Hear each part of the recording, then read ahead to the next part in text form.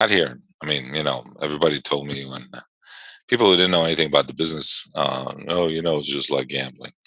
Eh, I don't know. I don't know. I don't. Obviously, I don't consider it gambling, but you know, that's what people perceive. What can I tell you? You know what I mean? It is what it is. All right. Well, we're slowly kind of drifting down here a little bit. I really don't have any good support down till 68. You got a green band coming in there at 73, 74 area if you're a little bit, tentative or want something to do. I don't know. Let's see what else we could talk about here while we wait for something to happen. There's a small number coming out here in about 5 minutes. So mm, keep that in mind if you're trading. Maybe it'll give us some. We don't like to have any positions on when numbers are released or any fundamental news is released. So consequently, the fact that there's something coming out here is it's there just to let you know that it might create some volatility. If not, then just it's fine. Just be patient. All right. So we have a small number. And see what happens when that comes out. And let's see. Brexit drama is far from over with the UK and the EU on a collision course over the rules for Northern Ireland. It was only 7 months ago that the two sides came to an agreement on the Brexit deal, but Britain now wants to overhaul the trading system for the territory. The special arrangement was previously inked to avoid a hard border on the island of Ireland and prevent backdoors for smuggling into the bloc. But protocol has subsequently resulted in fractious relationship. Northern Ireland's status is somewhat of a hybrid as it's still part of the United Kingdom as well as the European single market. That means that checks need to be done on goods that are traveling from Great Britain to Northern Ireland to the block items from leaking into the EU. That too many. Yeah, we'll just skip this little EU thing here. It was giving us some when it was really happening or when they were really going on. It was at least it was fun to trade a little bit. They were at least giving us some opportunity. There was a little trade when they were having their issues, or not issues, when they were having their when it was going on, really going on. But not anymore. All right. 3-day winning streak on Wall Street that followed a sharp sell off on Monday is showing no signs of slowing down as futures continue to climb overnight. At the time of the writing, contracts are up on the NASDAQ, on the S&Ps. Tech strength is continuing to power ladder indices as shares of Snap and Twitter soared. Ooh.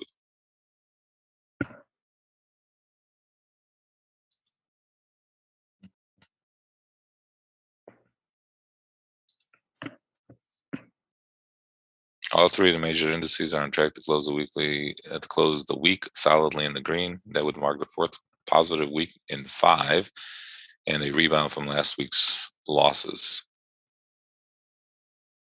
The earnings results have continued to be strong. Guidance is showing the Delta variant isn't impacting the recovery so far, at least, said some analysts. It's giving confidence to the market that the recovery can continue. Yay. People are comforted by the 10-year rate. Really? So am I. I'm still amazed by it. It's signs of recovery play. There's flight away from safety today. I'll tell you one thing, that bond market is amazing. Let's see what the yield is on it. 125, 129. So that's on the 10-year. Pretty amazing. All right, well, just kind of bouncing around here. Again, Friday, you can see how much fun overnight traders had. Not. And maybe a little number coming out here in a minute that could give us something to trade. I don't know. It's a small number, so don't hold your breath. It's Friday. It's Friday in July. Just putting it out there. Sometimes, like I said yesterday, You could trade, which is, the three things that could happen. You can make money, lose money, and you could scratch. Those are the three things that could happen, and two of them are good. And another thing, as far as setups are concerned, I said yesterday that we have our levels, we have our price action opportunities, but then another setup is not to trade because the market's not giving us anything. So that's the hard setup to even kind of contemplate because you come in here every morning ready to go. But the thing is, over the years, I've learned that I don't know, what day I'm going to make money and what day I'm not, how much money I'm going to make, whether it's going to be busy or not. That's, it's just we're at the mercy of the market, right? When it comes to that. So, and especially things have gone into electronic trading. It is more of a demand for patience than anything else.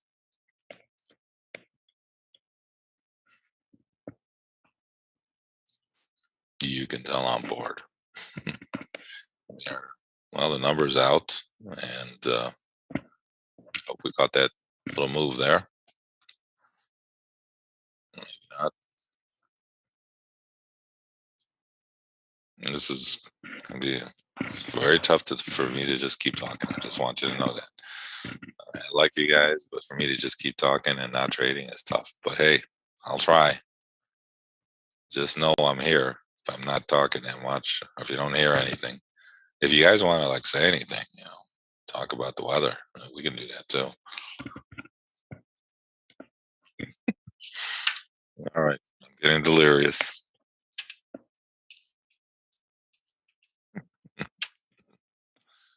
Yeah, you don't have to point it out to me. I know. Friday, after all.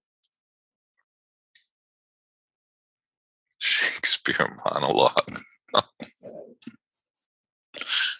Oh God, that would put people to sleep.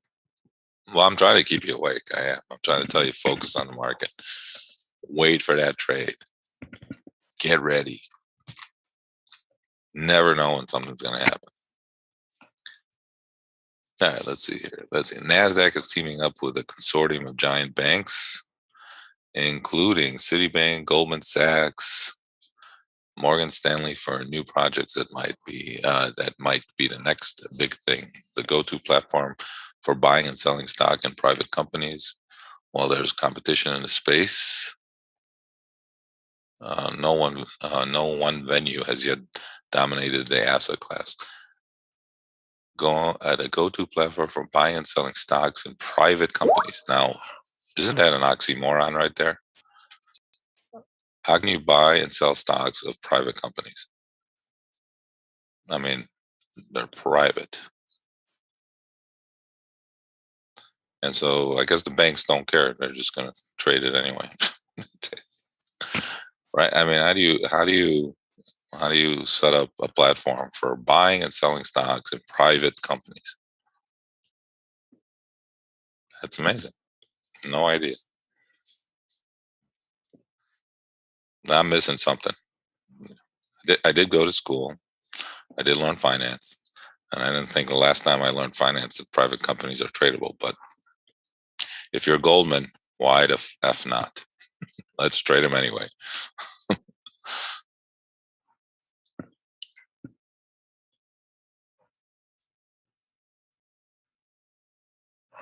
Nasdaq is banking on a dynamic. It knows best that traders will drift to the platform with the best liquidity and greatest client book. It also wants to make sure that the futures trading system will stay within the confines of Wall Street rather than Silicon Valley. Trading in pre-IPO shares has heated up in the past few years among accredited investors, people who might have met certain wealth requirements. That's what accredited investor means. And some are even looking to bring the capability to the retail crowd.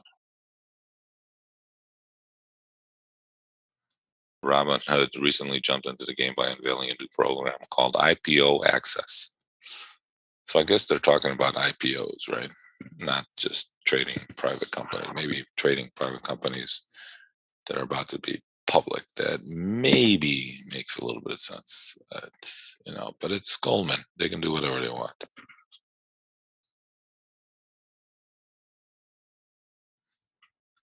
Anyway, you heard it here first. If that's the thing of the future, trading in private companies.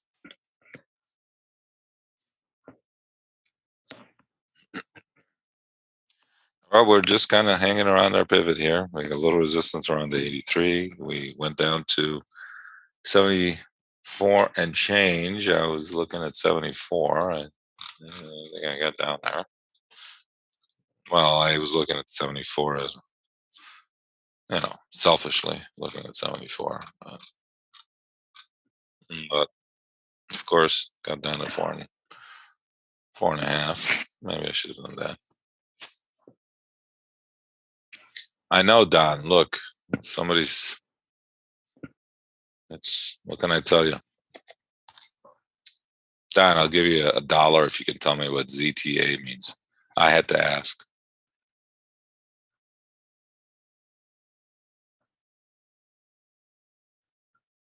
I don't even. I didn't even know.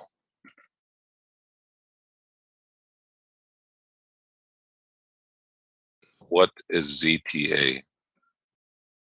No, it's up there when the numbers are out. What does ZTA stand for? Give you a buck if you can figure it out.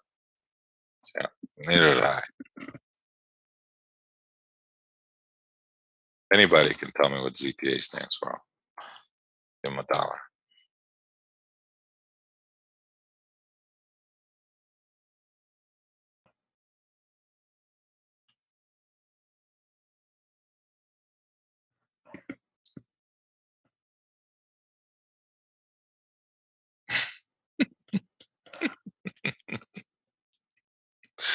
See, I need some. I need ultra secret room. Hmm.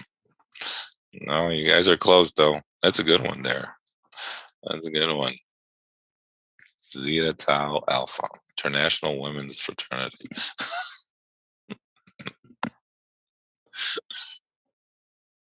That's great. That is really funny. Oh boy, we are really drifting into no man's land here. Right there. Robert C. Nice trade. Robert got a trade. He found something.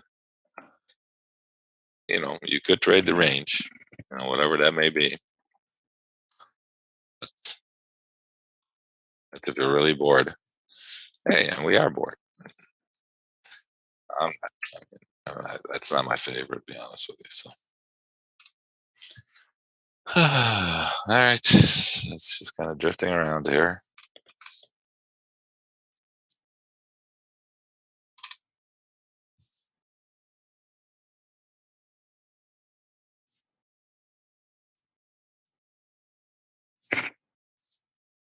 Tell a pit story. Zone trading account. Well, you guys are all close, but no, I might tell you later. You guys keep guessing.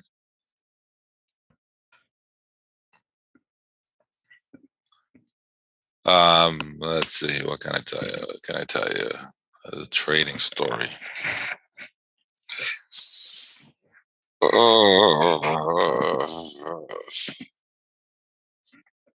All right, we'll try to tell you a pit story. I don't know if it'd be a good one or a bad one, but let's see if I can think of a good one that I haven't. I've said a lot of stories already. Well, a new one. Thanks a lot. Like I remember which story I have told you and which one I didn't. Thanks. I appreciate it.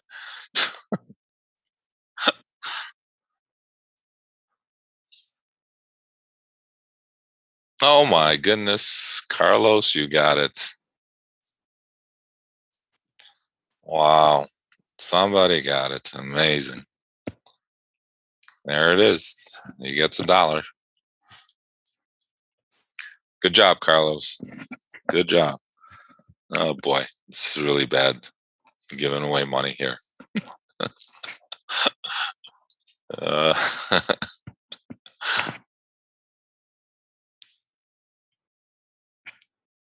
is discount trading a good future? Is discount trading a good future? Well, I don't know what discount trading is, honestly. Is trading okay? Well, again, if is trading a good future? Like in not futures trading, but future. Well, it's there. It always has been. People who are um, want to trade or have this like. There's a lot of people out there who have this inclination that they want to trade, and trading is kind of you know cool, I guess, if you can figure it out. And it makes you set up your own hours and this and that. Oh, really? It's called discounttrading.com. I never heard of them, be honest with you. But um, if they offer you what you're looking for, you know, then um, then go for it. That I've never heard of them, but I've been around Chicago forever, so and I've been associated with the firm forever. So, and I know those firms that I'm associated with. Well, I don't know if they're. I was going to say that they don't have a presence on the internet, but that's not true. I'm sure they do. They all do now, but um, they're in the yeah. So, I mean, I'm associated with the brokerage houses around here. So and I'm sure maybe the ones that are still alive. There used to be a whole bunch of brokerage houses around here, and then they got swallowed up by the just like everything else by the bigger ones. So, it is what it is. Who are some of the best traders that you knew? Well, there are, yes, when I was in Chicago on the floor of the exchange trading and the pits in Chicago. If you look at those movies where people are yelling and screaming at each other, or those clips where people are yelling and screaming at each other, that was me. Yeah, that was me yelling and screaming at people. Um, we used to do this format from the floor of the exchange, actually. Um, but because of COVID, they closed the floor, and then subsequent to that, they actually have shut the floor down. So uh, this is it. This is it. Unfortunately, as sad as that is, and it's very sad. I'll be honest with you, it's very sad that I'm a relic right now. That's what that means. That I'm just a relic, right? I mean, if anybody wanted to know that I'm a relic, I'm a relic because they're never going to be trading on the floor anymore. It's sad, just sad. But I mean, you know, you can kind of hear me tearing over a little. But yeah, this is it. I used to be on the floor of the exchange. We used to do our thing from the floor, and it was dynamic. It was exciting. It was phenomenal. It was fun. You know, but it is what it is. So who are some of the best? Well, there's a couple big names. I mean, there's a couple names that were at the time that were traders that were huge. When you walk into the floor, when you walk into a pit for the first time, and you see all these, what the bond pit. I was in the bond pit, was trading, had like 600 people in there when it was full on any unemployment number, for sure. But most days it was full, I would say. And it's awe inspiring. I mean, you don't forget your first day, that's for sure. And so I walk in there, there's people yelling and screaming. I mean, I didn't have any experience in trading prior to me going onto the floor and trading. The only experience I had in trading when I got there was what I read in a book. You know, so that was no, that's not really a good way of learning to open outcry trade, floor trading. So, but that was all I had, but so you get in there and you think you know everything, your 20s or 30s or whatever I was at the time, and you just don't. Unfortunately, you just don't. You don't know anything because it's a totally different ball game. And there's different types of traders. There's the yeah, position trader, and there's the scalpers, and I would say that most of the traders on the floor were scalpers, and that's simply because you are able to, you know, get an edge. What we called on the floor was an edge. And what is an edge? An edge is like, it's a there's a price, a bid and an offer, right? And then obviously it doesn't move as fast as the screen does now, but the bids and the offers, if you look at the bond market, for instance, kind of just, it stays around one price. So you're trying to buy the bid and sell the offer. You know what I mean? So brokers are in there uh, buying and selling, and they're going to buy and sell from the local, which is most individuals that are in there. And so you buy, at one price, and you're trying to sell it at the next price, and you're trying to do volume so that you can trade. Well, let's put it this way: if I traded like 10 contracts in a day, and I remember at the beginning, you trade one lots. You should trade one lots at the beginning if you don't know what you're doing, anyway. But anyway, yeah, I traded one lots, and I traded like 10 lots. I was spent. I was exhausted trading one lots the whole day, and I was exhausted. I came home. I remember first few weeks totally exhausted trading one lots. Yeah, I don't think I traded more than 20 lots. I mean total for a while there, and you shouldn't. I mean, you shouldn't until you know what you're doing, right? But it was. Yeah, it was definitely an experience, and you come home and you're spent because you don't know what you're doing. You have no idea what's happening.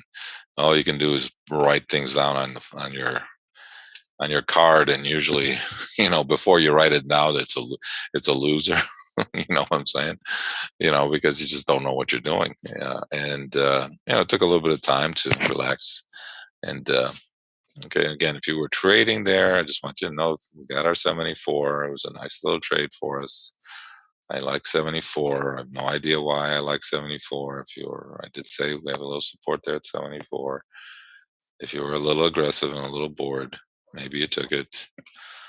You see these little things that I say, you gotta kind of catch on to them. I don't really tell you what to trade because I'm not supposed to tell you what to trade. I kind of should kind of tell you in an area what I like, and sometimes you just kind of listen in just a little.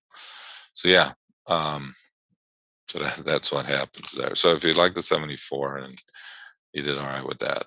But anyway, yeah. So you get in there, and you have no idea what you're doing in there. To be honest with you, I mean, I wish I could tell you. I came in there and I knew exactly what was going on, but I didn't. And you're learning as you're standing there. Now, most new traders, when they get onto the floor, it probably takes about, I would say, 6 months to get acclimated to what's happening. That's a long time, right? But I mean, that's a minimum amount of time you have to give yourself. Most people say you got to give yourself a year, before you finally figure it out.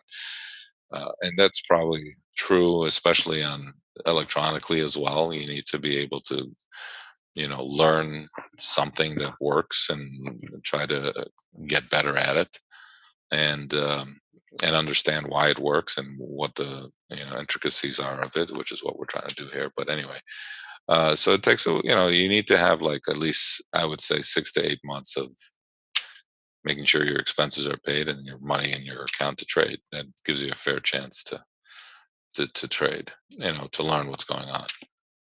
Anyway, so and then so and when you start, the hierarchy in the pit, when you stand there, when you first get in there, is the bigger traders are standing next to brokers. So you, like I said, you need to trade with the brokers so that you get an edge, right?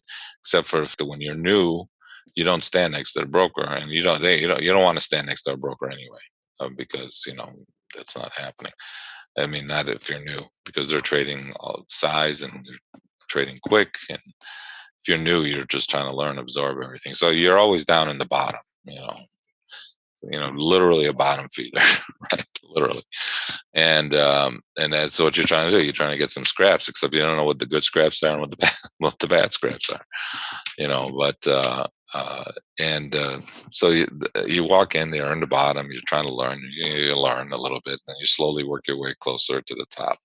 Right? That's how it usually works. So took me a little bit of time. And I didn't, obviously I've been there for a long time, so a little bit of time maybe.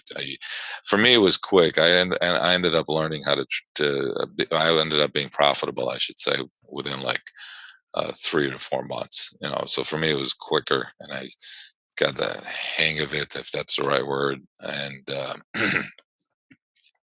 was able to make a little bit of money and stay in the bit, and then you just go from there, and then things get once you make it a year, then things get a little bit better, and then you feel confident. It's all a matter of confidence, which again is what we're trying to do here as the traders. We're trying to give you confidence into finding a trade, entering a trade, getting in it, getting out of it. As long as you have the confidence of trading, then you can feel confident in finding a level to trade, right? I mean, that's really the bottom line. So it took me a while to get confident, and then once you get confident, then here's where the problem starts, because you get in there and you start trading, you start making a little bit of money. So what's the next logical step? The next logical step is to just trade bigger, right? And trade make a little bit more money, right? So of course, every time I traded bigger and I wanted to expand my level of trading to get to another level of, from ones and twos maybe to threes and fours or fives, I always got smacked. Always got destroyed. I'm like, why did I do that? Every time tried to increase, I always lost money. It's just the nature of the beast. And I've come to the conclusion that when you increase your amount of contracts to trade from one to two, you're not just doubling the amount of contracts you're trading. You're multiplying your fear factor by 1,000, right? Because you don't trade the same as you're trading ones and twos as you're trading tens and twenties. If you're used to trading tens and twenties, it's a totally. But if you're used to trading ones and twos and you go to fours and fives, your fear factor goes up like 1,000, 4,000%, even though you're multiplying it by just one or two, right? It's like a friend of mine that was trading, and I told him, oh, I had a good day and I made, I don't know, let's say I made $3,000, and I traded 300 contracts. And he says to me, oh, so that means if you traded 600 contracts, you would have made $6,000. I said, nah, it doesn't work that way. Not quite. But to the uneducated trading, that's what people think, because I traded 300 contracts, I made $3,000. That if I trade 600 contracts, I'm going to make double that. It don't work that way. Again, the main reason is because of the risk factor, like I say. So it does happen. So as I'm trading, you get to know some of the folks that are in there. I'm sure most of you have heard of a trader named Tom Baldwin. He wrote a book. He was the big bond trader when I first got there, and he was the flamboyant one that everybody kind of, he liked the attention, da da da, and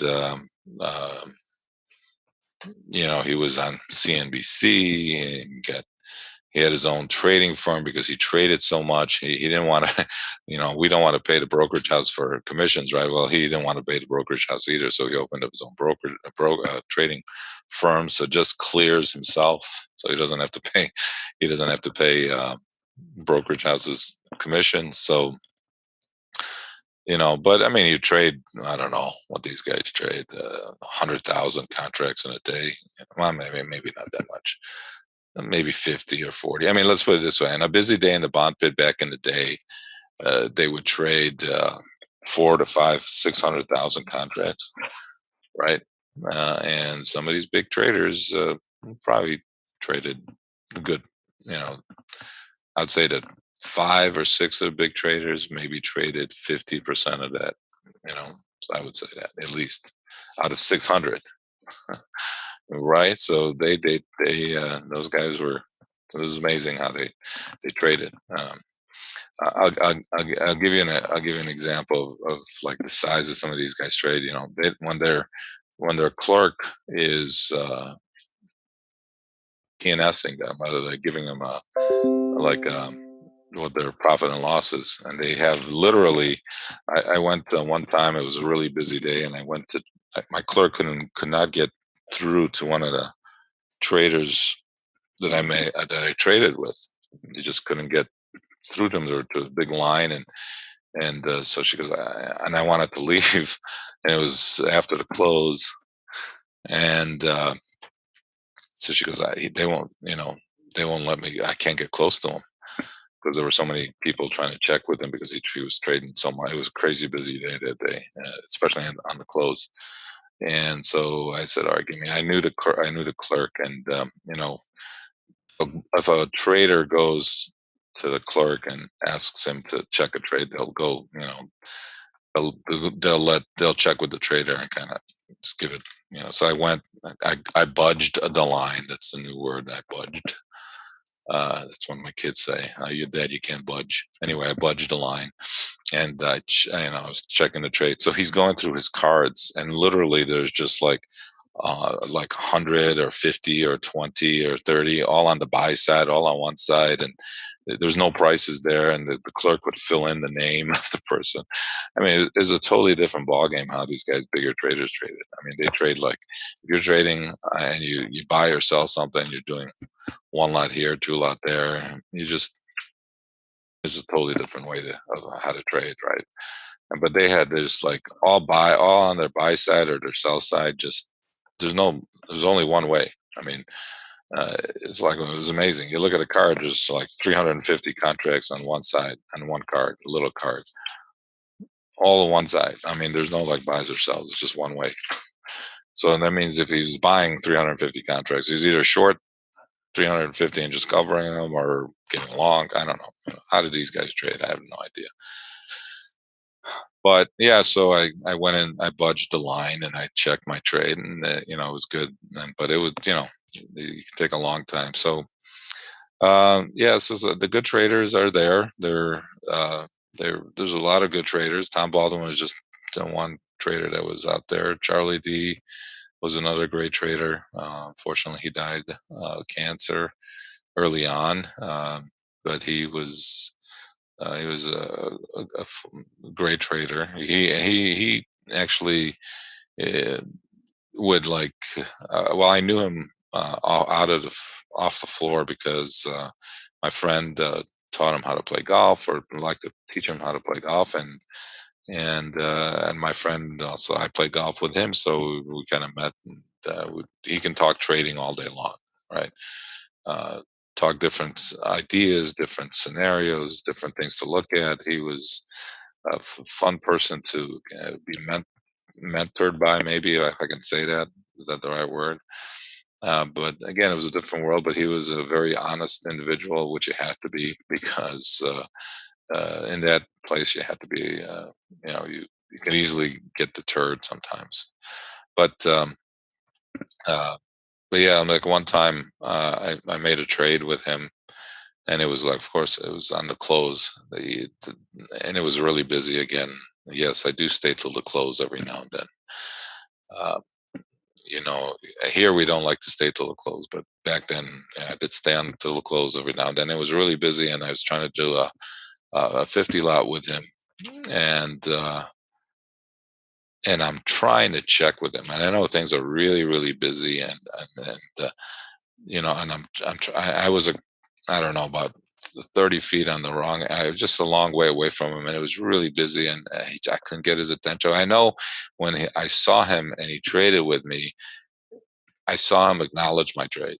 Okay, and I know he looked at me, and I said, and I know what I said, and I know my hand signal, and I know he saw me, right? But he was like trading with so many people at the same time that well, he didn't write my trade down. He didn't write his 50 lot down. And so I don't know, I was trying to buy the 50 or sell it, doesn't really matter, whatever it was. And I go over there, and my clerk comes to me, and she goes, he doesn't have this 50 lot on. He doesn't have it. And now it's like this 50 lot is like 10 ticks away.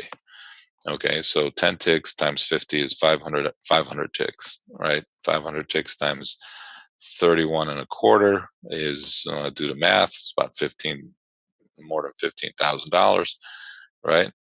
Uh, and I go up to him. I go, Charlie, I was trying to buy this 50 lot from you. He goes, did you make the trade with me? I go, yeah, I thought you saw me. He goes, okay. He just takes his pen and writes the trade down. I mean, it was $15,000 against him at the moment, right at that time. But he just said, okay, you made the trade with me, because we knew each other, right? And he just wrote the trade down. I would not, I would never, obviously not just trade it with. I mean, I wouldn't have gone up to him at all and said anything. But he just wrote the trade down. I mean, that's honesty right there, right? So yeah, that's where I learned to be extremely honest with people. If especially on the floor, because that's the only thing you have, right? Um, but so yeah, so he just wrote up the trade, boom, no problem, and didn't really care. He just, it is what it is for some of these guys. It's amazing how they. I can't even comprehend how these guys trade. Right, the bigger traders. I just can't even comprehend. It's like the numbers that they trade and how they trade. It's just mind-boggling. And like so, you come here and you're trading, these S&Ps, and everybody trades different, right? I mean, I'm sure some of those guys cannot do what I was doing. I definitely couldn't do what they're doing, right? And so I don't expect anybody here to do the same thing. You have to find a niche for yourself to be able to trade comfortably and without getting too carried away with especially when things go against you. It's very easy to deal with this when things go your way, but when things go against you, that's really a test of a trader. How you deal with it, how you deal with adversity, and how you trade out of it. Yeah. Okay. If you think I'm not tired of talking, you got another thing coming here. But so those were, again, I don't know if those are. I don't want to name names because it's not really fair. But I mean, there was a trader that I stood by who, again, if you would have never known that he was a big trader. He was just quiet. He wasn't yelling and screaming. He didn't do anything like that. He wasn't obnoxious. He was just a quiet trader who traded size. And if you didn't know, if you didn't stand next to him, if you didn't have any idea who he was, you would never ever guess that he was the trader that he was. And and he was probably another great trader. But and I only got to know him or know that he was a great trader because I actually stood by him, and you know, I'm like watching him trade, and I'm like, man, this guy's trading some huge size. I mean, and again, he was more of a position trader, so like I said, it was a little different than what I was doing, but that's fine. Everybody trades differently, not a big deal. But he was trading huge, and I was like, you would have never known this guy would trade as the size that he does. I just wouldn't know it, but he did. It was great. It was, and like I said, you have to find your own little niche. You can't watch what I mean. I couldn't do it. I never could do what he was doing. That's for sure.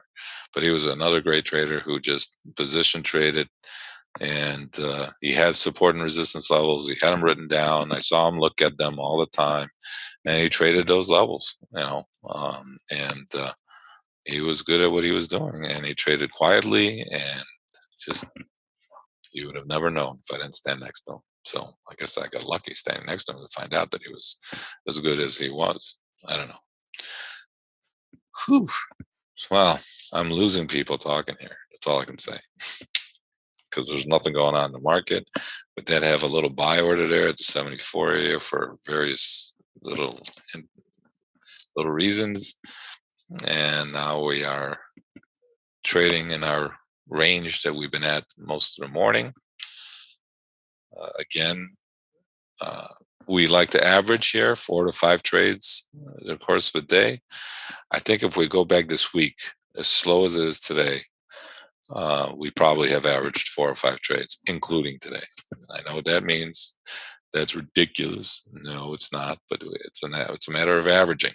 It's not, we could probably traded 10, depending on how aggressive you were, more than that on Monday and Tuesday.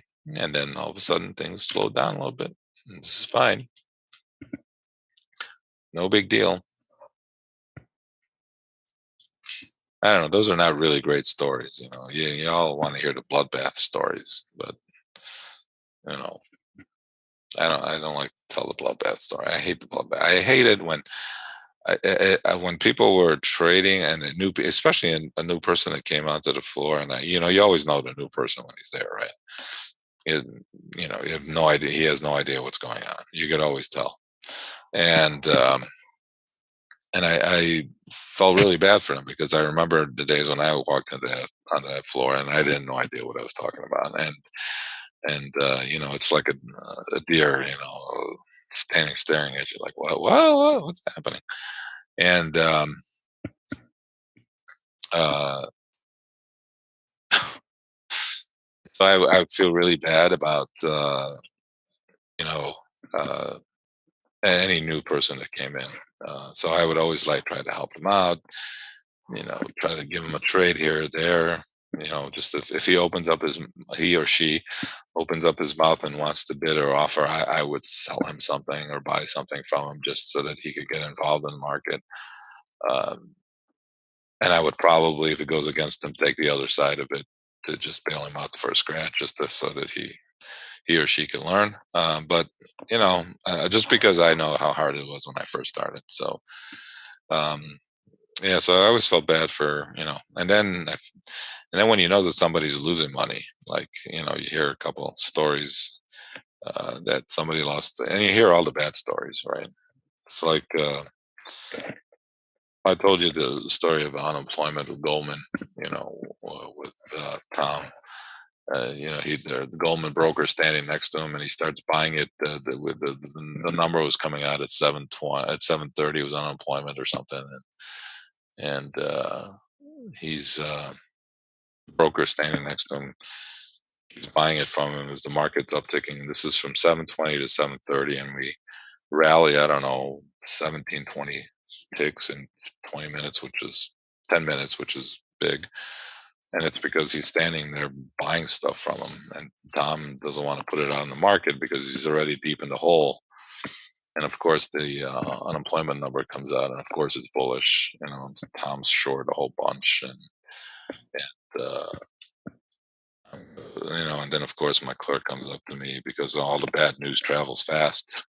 She comes up to me. She goes, "Yeah, they took Tom off the floor because he had to come up with more money. He's down like 6.5."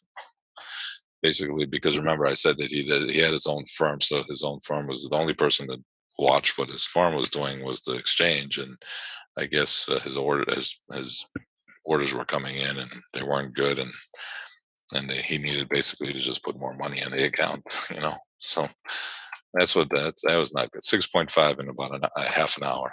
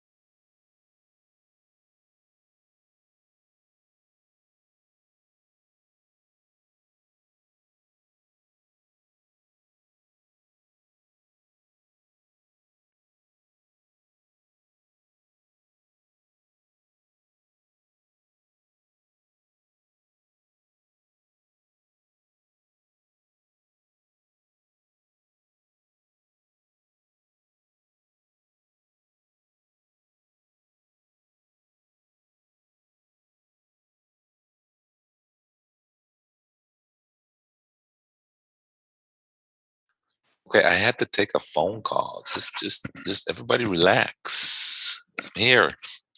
How do you? Why do you want to keep hearing me? It's like what?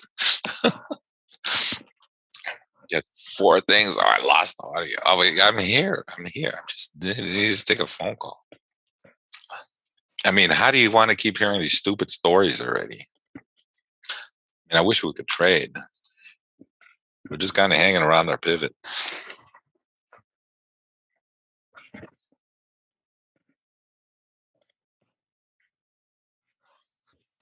So yeah, so he's down 6.5. My clerk comes up to me, and of course, bad stories spread around the floor really fast, and so 6.5, and it's like 8:30.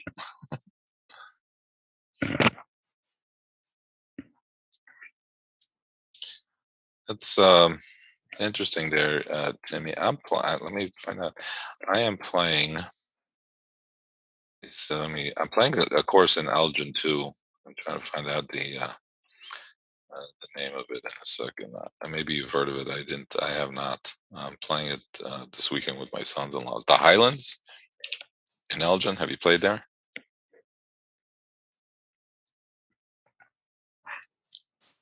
It's supposed to be nice. It better be for the price that I'm going to be paying for my sons-in-laws to take them golfing on Sunday. I never heard of it, but it's supposed to be a really nice track. So, oh, good. All right, cool. I'm glad. Well, I'm going there. I'm going there on Sunday. All right, cool. I'm glad that I'm terrible with names, but yeah, I'm all right. Cool. So I'll be there Sunday. I'll let you know how it is.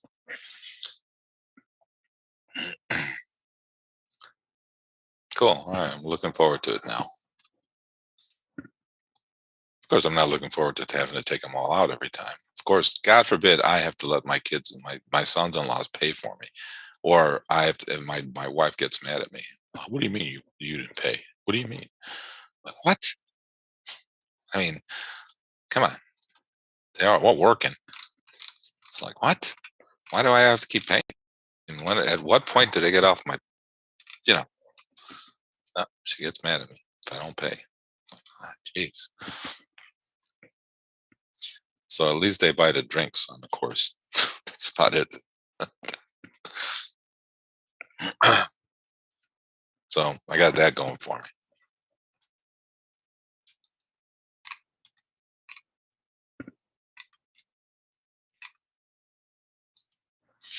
All right. Well, unfortunately, we are right here at our pivot at 79. How do we get back here? Amazing. We drifted slowly down to 70. There's 74s. We have blue banders. We have, pivoters. And our 74s. We made a little bit of money there. That's about it. That's the only trade we had today. And it was like in the middle of nowhere. Ay, ay, ay. It's a slow day. But again, we kind of knew it. Like I kind of told you. Nothing's happening. So welcome to some of the new folks that are here. I'm sorry that I'm boring you with some of these stories. But the market, we're trying to trade S&Ps, futures, equities. Trying in the sense that we need volatility to trade. As you can see, we're kind of flatlining here a little bit. Uh, Less opportunity to get in there and trade. So instead, y'all hear me telling some stories.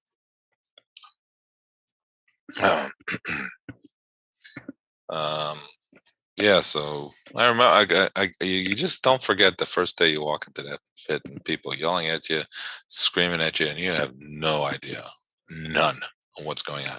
So it opens up at 7:30, right? And I said to myself, I'm going to stay there all day because I'm new. I came from I'm a CPA, believe it or not, and I came from that world, and I'm like, okay, I'm going to work all day because that's what you're supposed to do, right? So I got there at 7 or 8 o'clock at the time, and I would like stay there till 2, and you're exhausted. I mean, you are spent. There's no other ways. If you're standing there all day, you're spent.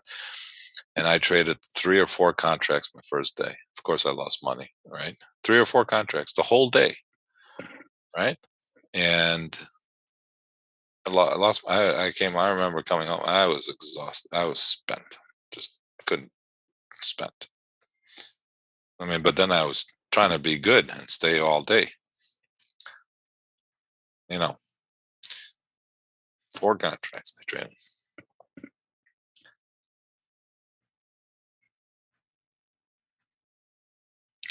and I was just tired. It was a long day for 4 contracts.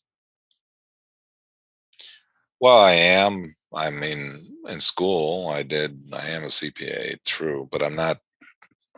You got to take your continuing education classes, and I've definitely not taken those in a long time. So by by education, I'm a CPA, but by in reality, you don't. I mean, okay, I can do taxes. I can't do my taxes, by the way. There's too many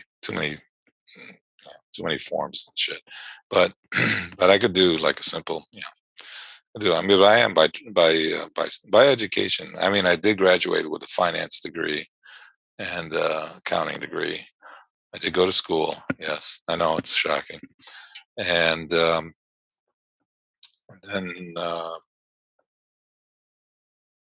and then I got my that's what you're supposed to do, right? You go to school, get your CPA, you got a job. I had like a 9 to 5 job. I was I was just like like everybody else. Then I went to trade. What a crazy idea that was. And now I'm here with you. Crazy. No, no, just CPA. I uh, basically right out of, I mean, I took my CPA and I was working for about a year, and then this opportunity came up to trade. Now you got to remember when I was trading, I'm trading in Chicago. I mean, my education was in the Chicagoland area, so there was a futures class that I took because you're in the Chicagoland area, you can offer futures classes, and I was intrigued and loved it when I took that class in my finance degree. So, and I thought it was awesome. So I just let's put it this way: like before I graduated, I took it my junior year.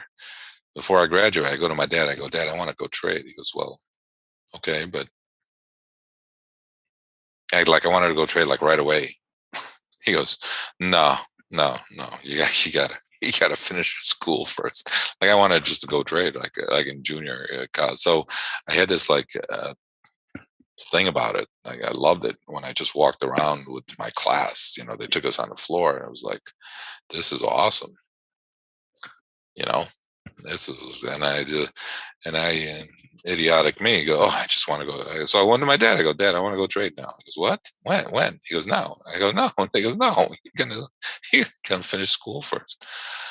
So I did, and then the opportunity came. So after I took gone through all that, took a CPA, blah blah blah. I got a job, and the opportunity came up for me to trade, and the rest is history. It was cheaper to get into the business on the floor back then. You could lease a seat to get on the floor, and the lease was only $400 a month, so you could trade for a small amount of money to get on the floor. I mean, for a small amount of money. Now, subsequent to that, it was to lease a seat was you know 15 $2,000 a month, and uh, that gives you an entry onto the floor. I was in private. Um, I never liked the big CPA firms. The big eight, what they were called at the time. I hated the whole environment. I just like numbers, so I went into it. So that intrigued me, but I hated the.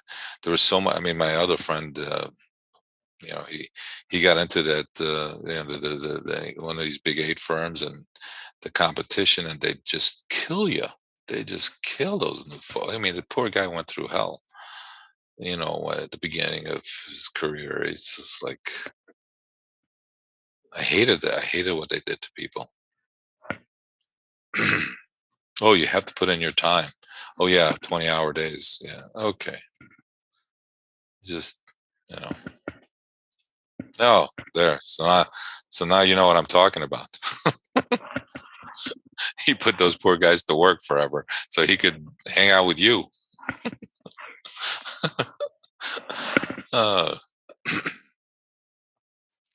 anyway, yeah. So I wanted to trade, and he goes, "No, you're not going to trade till you graduate." So yeah. Anyway, so that was that story. All right. All right, guys. So I wish we could continue this forever. Me talking. I've talked for a good hour about nothing. Ernst and Ernst wasn't Ernst and Winnie. Ernst and Ernst, and they get bought out or something. I don't know. My friend was at Anderson, and God, I felt so bad for him. I really did feel bad for him.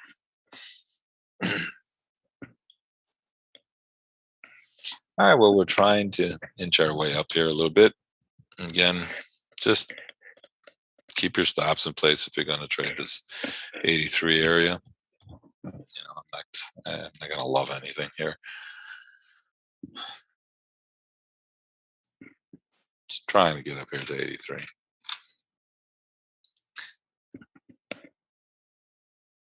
Oh, thanks, Don.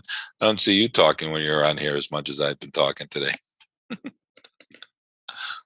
You tell me you hate talking when you're in here.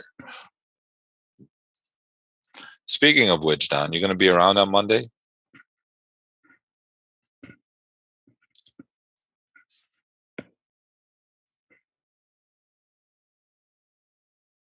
Okay, because I'm leaving like a 9-ish, like a half an hour into the day. So maybe you can fill it in for me to rest for another hour after that or whatever. I have this, I have to go to this charity thing. It happens to be a golf tournament, but I have to go.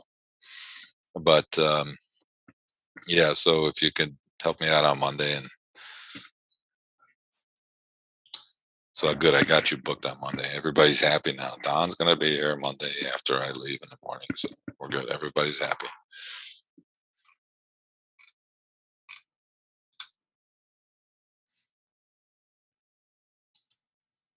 Yeah, Tokyo, they're open. The Tokyo Olympics, they're going. Yeah, I mean, it's hard to get excited about them, considering, like I said, you're walking into a stadium with nobody in there. Very difficult.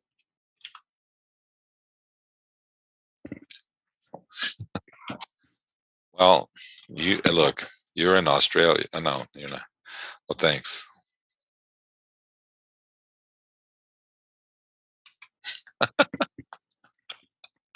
Don, that's too funny.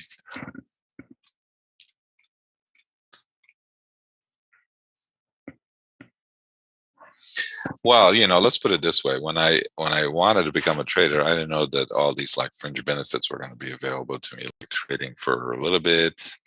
That's that my hours, all of those, were perks after the fact. I didn't know that all this stuff was going to happen when I was, and you have to be, somewhat good at what you're doing so that you can do all that, right? It's not everybody. Like I said, I would say that the success rate was like at a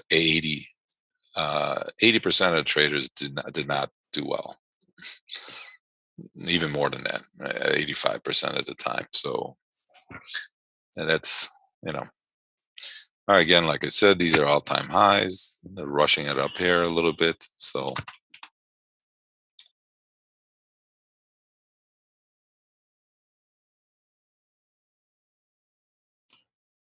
yeah, like I said, you just don't know what's going to happen with these areas here that we've never been to, right? Unfortunately. So I warned you that beforehand. Just keep your stop in place. Just kind of trade whatever it's giving you or not.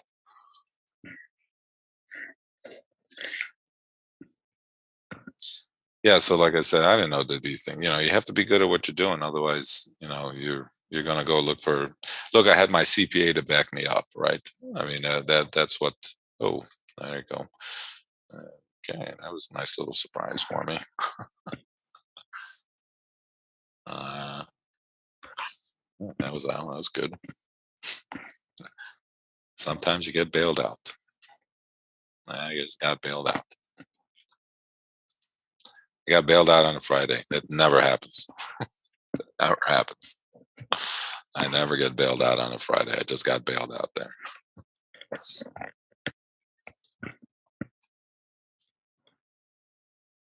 All right. Well, and it came right back down. Remember, I said sometimes the best trade is to scratch, right? I just got bailed out.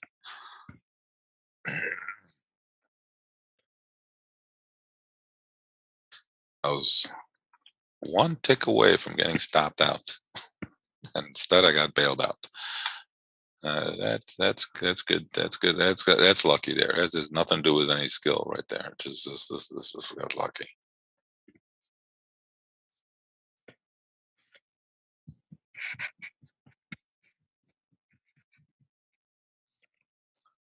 All right. Well, be careful up here. I mean, it's Friday. You don't know what they're gonna do. You just have no idea.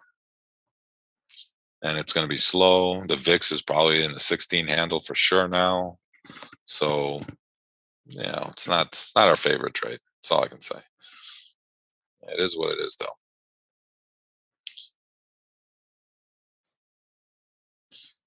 All right. All right. Well, we'll hang in there. We had support down at well, you got the levels. Be careful up here. Like I said, these are all-time highs. I mean, you just don't know what the market's going to do up here. I mean, they might just have that slow rally. Was it a buy area? If there's a buy area, it would be back around the 80. That's where we're looking to maybe get some support. Yeah, about 80. And just be patient and careful and keep your stops in place. I'll get back here in a bit.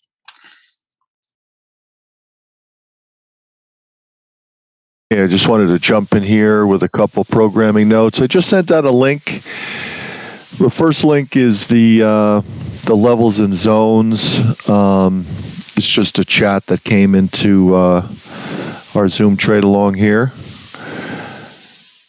I just reformatted it. For those that are reposting them, thank you very much. Just try to use this format when you put the levels together. I just want to make sure that we're giving out the educational only part. And I just formatted it, and I appreciate Don and Mark and the gang doing it, based on Sal's request. I'm in the background doing all sorts of crazy stuff, so sometimes I don't hear him. And I definitely appreciate the fact that you are putting it in there, based on Sal's request. So the rate here is $379 a month. $379 a month. Right now, it's on special friends and family for $100 a month. So if you're going to do it, I would take advantage of it. I did send out the Zoom Trade link also, the discount link. That goes right to PayPal. It's between you and PayPal. Sign up for it, get the discount. It does roll over at the $100 a month if you so choose, so it doesn't reset itself at the $379 rate. So, Luis, that is the correct amount if you get that based on the link that I just sent. That's the only link that works for the discount, so take advantage of it. If you haven't received it, raise your hand, and I will send it out to you personally. That's really it's on an individual basis. So there's 3 levels of service here. One is guest. The second level of service is to subscribe to Sal's monthly Zoom trade along, which you are in. And then there's an opportunity for traders to work with Sal on a personalized level. A personalized level is to join him and be a student or a mentoree of his, where he becomes your private mentor. He teaches you in private class his methodology, how to set his proprietary scalping levels, and it's a very much a one-on-one-ish opportunity for you to really buckle down and focus on scalping the S&P 500 E-mini. It all starts here with coming in as a guest and then transitioning over pretty quickly into the monthly Zoom trade along membership.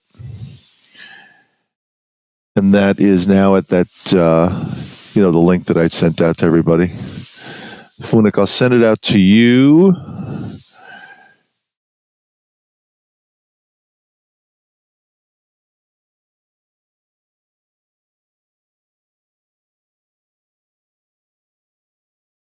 Anybody else, make sure that you are subscribed so that we pay attention to you. Sal pays attention to you. Nick S., let me know. Kev, Guy, Gus.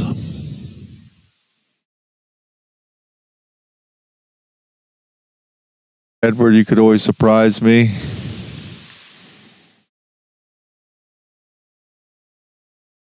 Looking for a surprise today.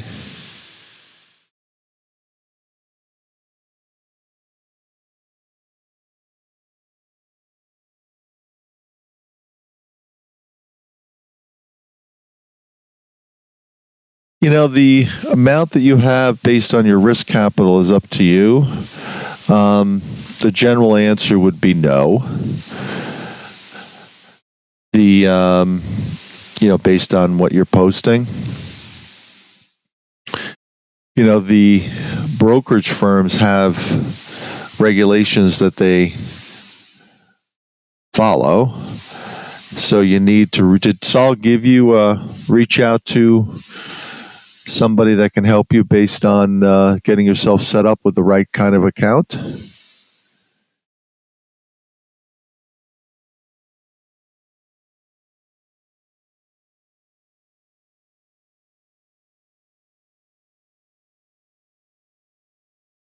Louise, let me know if he gave you the information to talk with somebody about getting your. So what kind of you have an options account now, right? Do you have an account you can trade the futures in?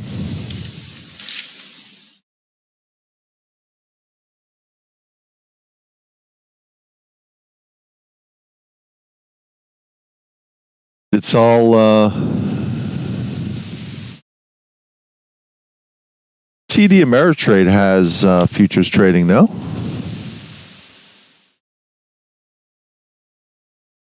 I mean, the first thing I would do is I would sign up for Saul's friends and family at the discounted rate.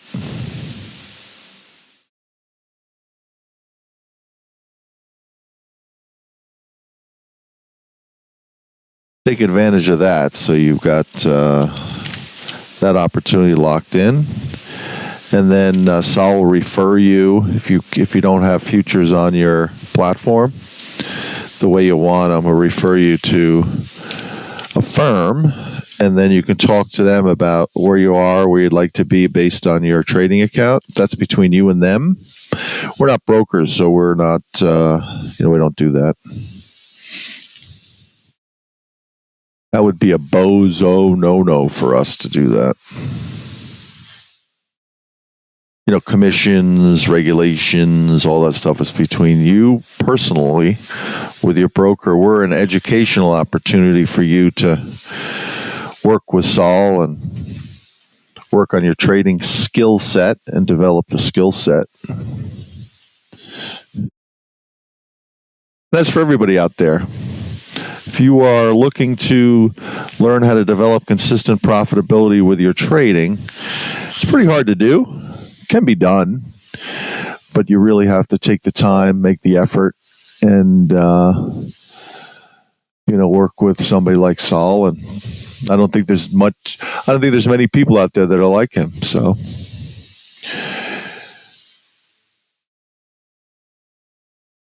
It's sort of fortunate that you found him, right?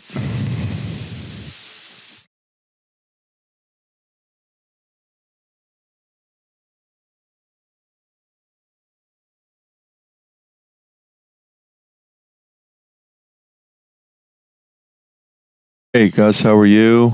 Guy, let me know back in chat that you're connected. Kev, Nick S. Punik, let me know if you made the leap. You can make sure you're set up in the background.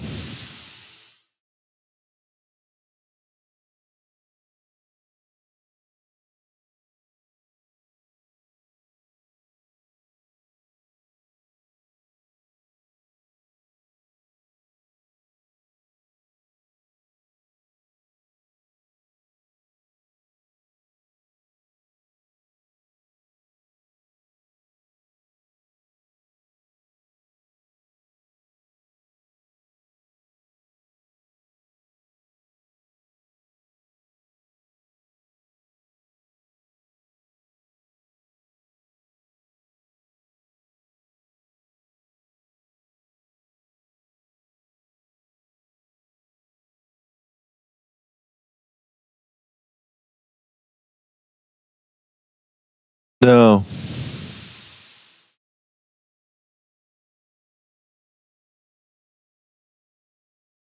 So what? So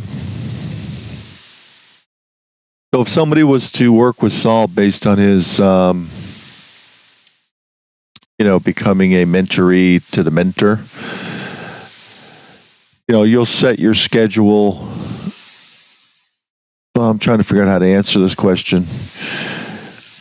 Everybody takes time off. There's no set period of time and length of time. Here in the States, if you take a week off, that's a long time. Saul is consistent trader through the year.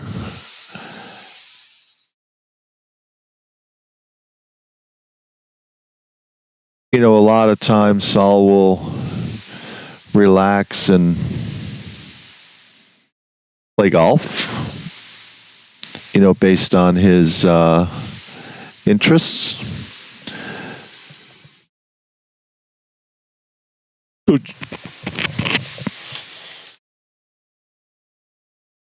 So generally he's here all the time. And if he's taking time off, he'll let you know. If you take time off, it won't count against what you're doing. I think that's important for you to know too. Like he may be out golfing today at some point, just depending on the day.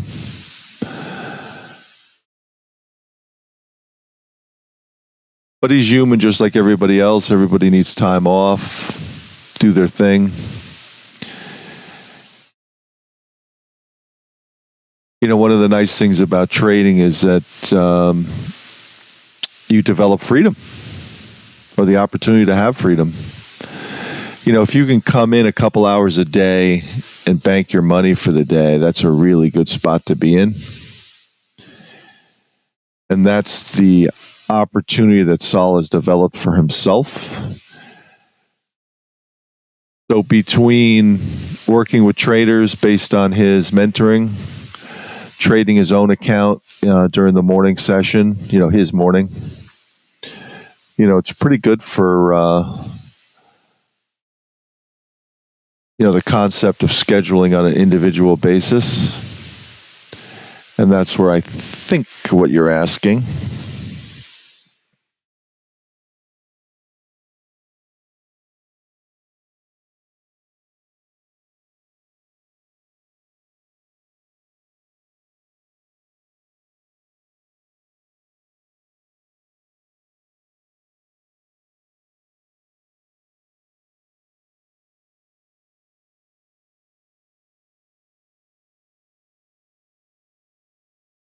No, the other thing too is that based on your friends and family, you have that offer, the discounted offer for Saul's mentoring. You can lock that in and then pick your start date. And then if you take a holiday or that type of thing, that doesn't count against your time. And then the nominal fee to stay after a year is still nominal, so that's not a big issue. So let me know if that's what you want to do.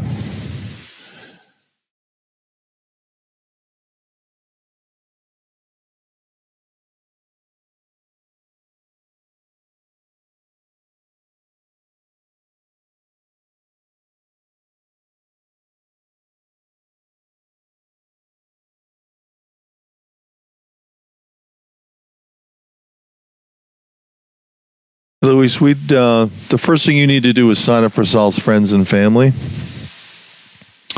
And then I can set up a time to talk with you on the telephone. And then, he's got a couple spots, based on his discounted opportunity for those in his friends and family. We've given some out. We're just waiting for responses. Once those are taken, then then there's some adjustment to the upside. But that's why, Anand, I was sending that out to you as a message. So if you want to do that, just let me know and I'll take care of it for you. And Luis, just take care of the other thing, and then we'll set up a time to chat. You have the link, right, for the discounted friends and family? Okay. I'll look for that in the background. And Anand, let me know if you want to just quickly follow up, and I'll make sure that you're taken care of.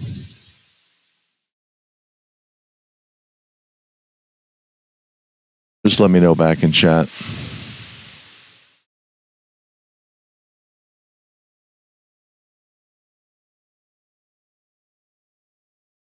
No worries.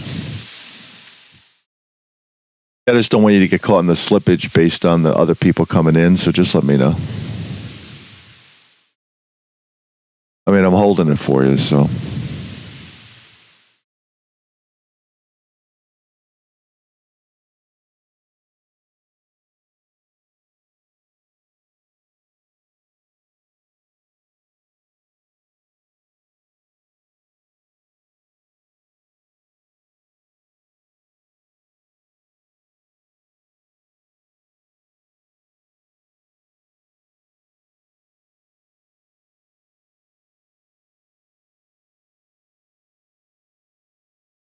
Yeah, I mean, just let me know. You know what I can do if you want is I can send you out what we spoke about, and you'll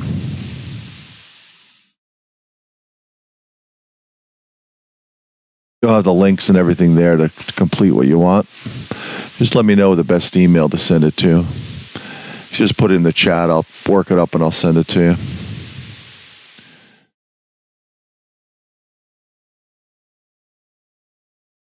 In other words, I'll put it in the.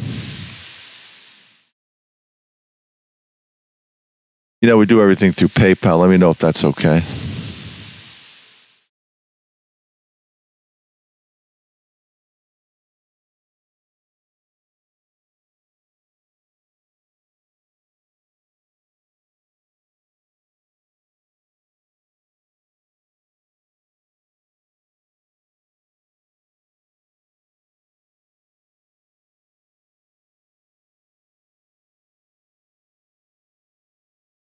Anand, just let me know that was out to you. And Luis, I appreciate it. You just post your email and I'll send it out to you.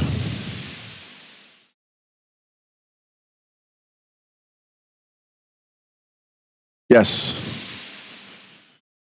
For you.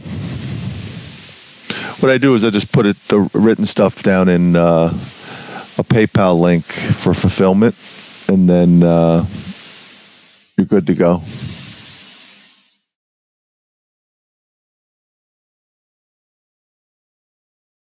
right, I'll work it up now for you.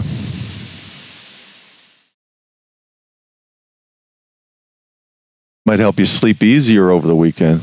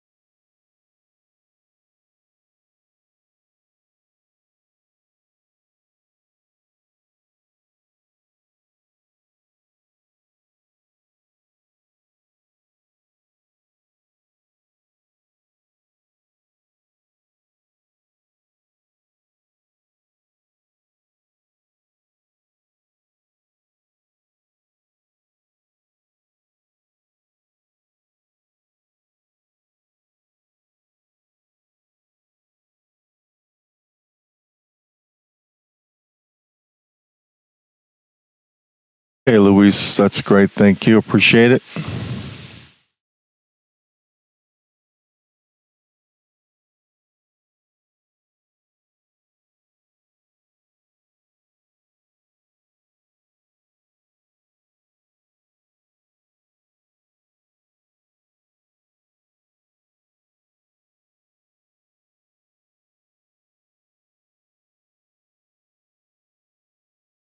Hey, Luis, thank you. Appreciate it.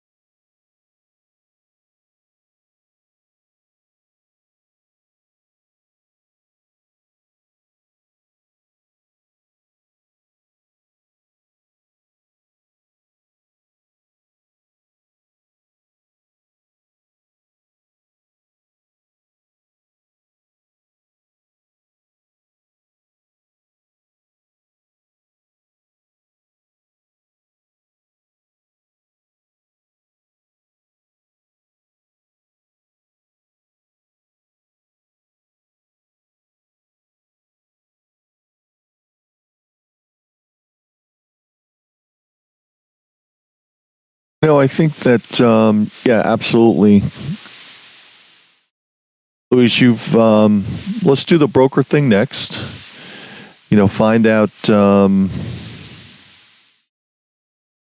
based on your current brokerage account, if you can do the S&P 500 E-mini. One of the nice things about price action trading is that you don't really need to go into all sorts of market theory and review all sorts of screens and that type of thing. It's really a focused opportunity or attempt to make money based on learning how to set sols levels and then what to do in and around those levels from a price action standpoint. The other thing that I would say is that, especially when you're talking to your broker, trading is risky. Trading takes risk capital, and you're really setting up a business for yourself that you are in charge of, and you're also the talent in the business, so that you are also, so you're the boss and you're the trading talent. So setting yourself up properly as the boss with the right account, the right capital, the understanding of the risk associated with trading.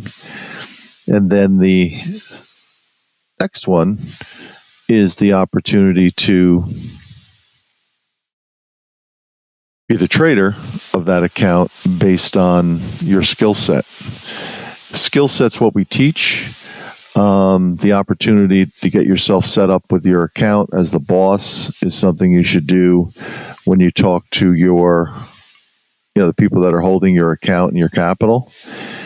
And if they're not equipped to help you, then we can certainly suggest somebody for you.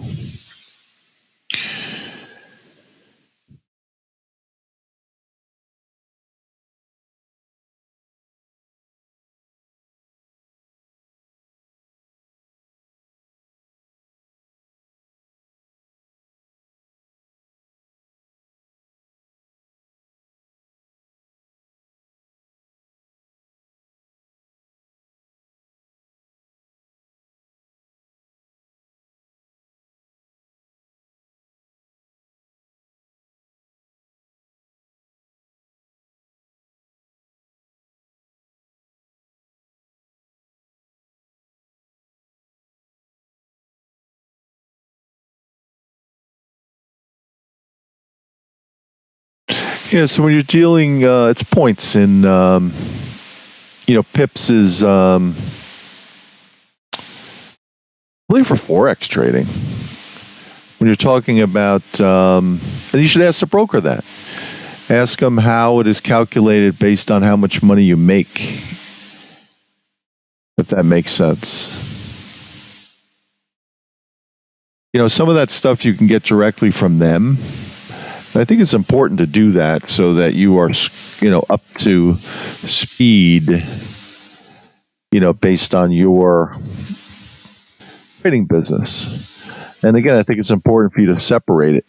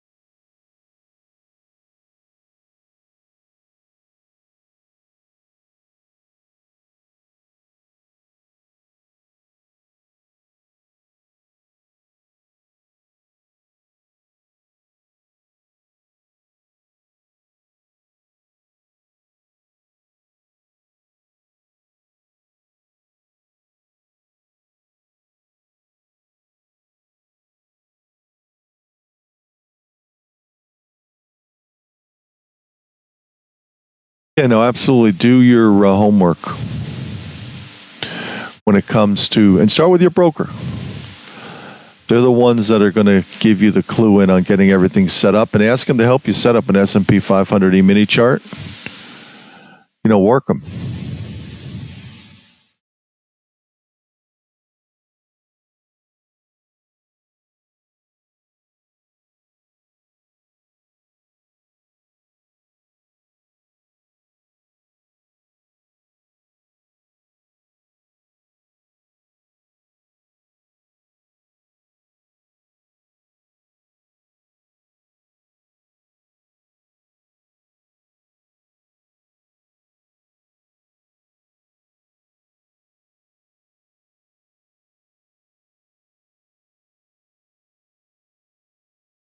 Welcome aboard.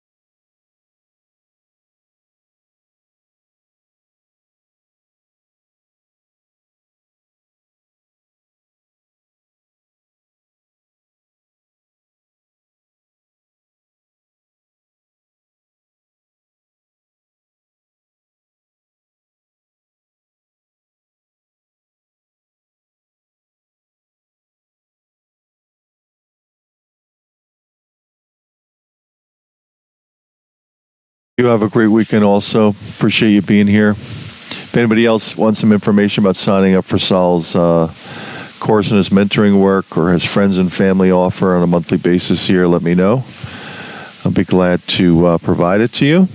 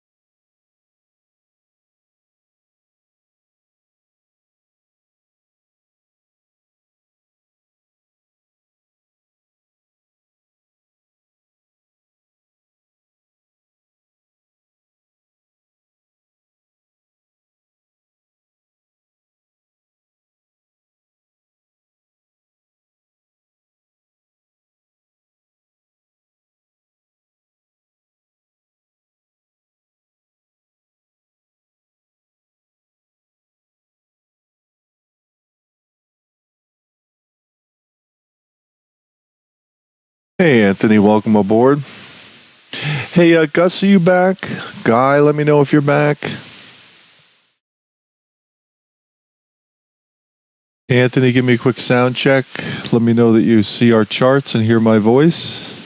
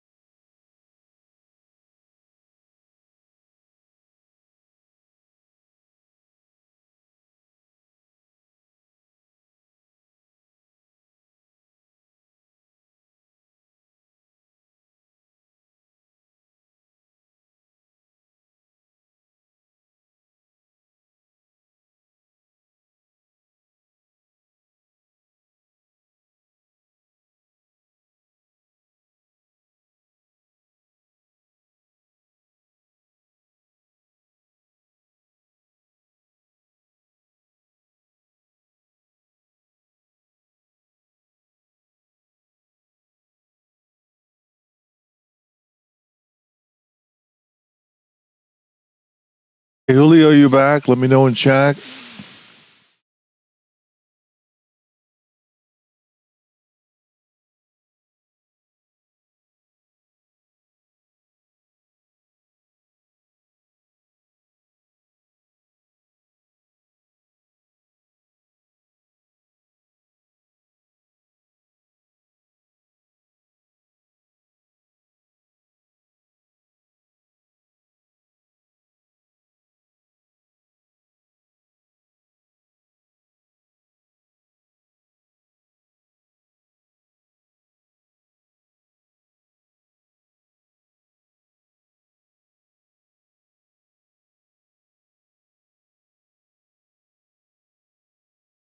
Hey, Guy, let me know if you're back. Gus, let me know if you're back. Use the chat feature to respond.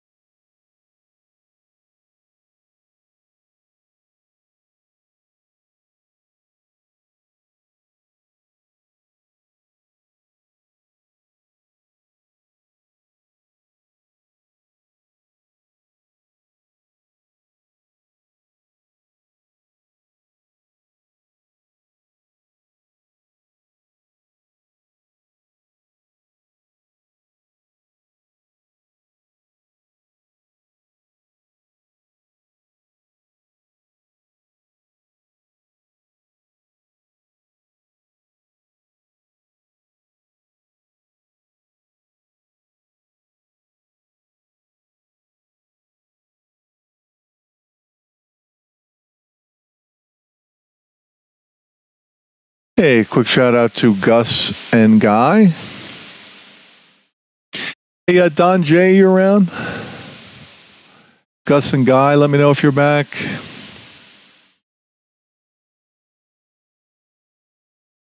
Use the chat feature to respond.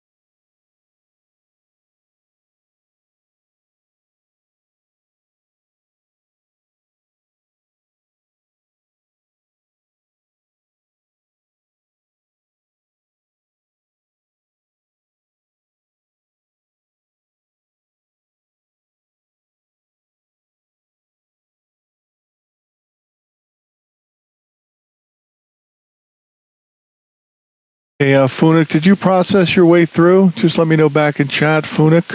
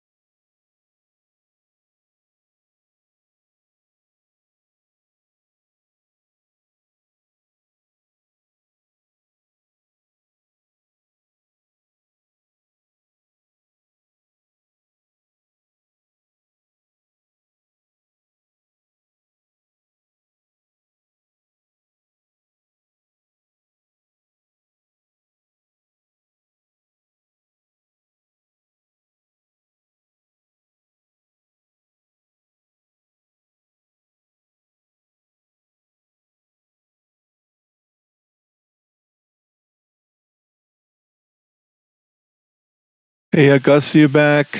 Guy, you back? Phonic, let me know if you're back. Use the chat feature to respond.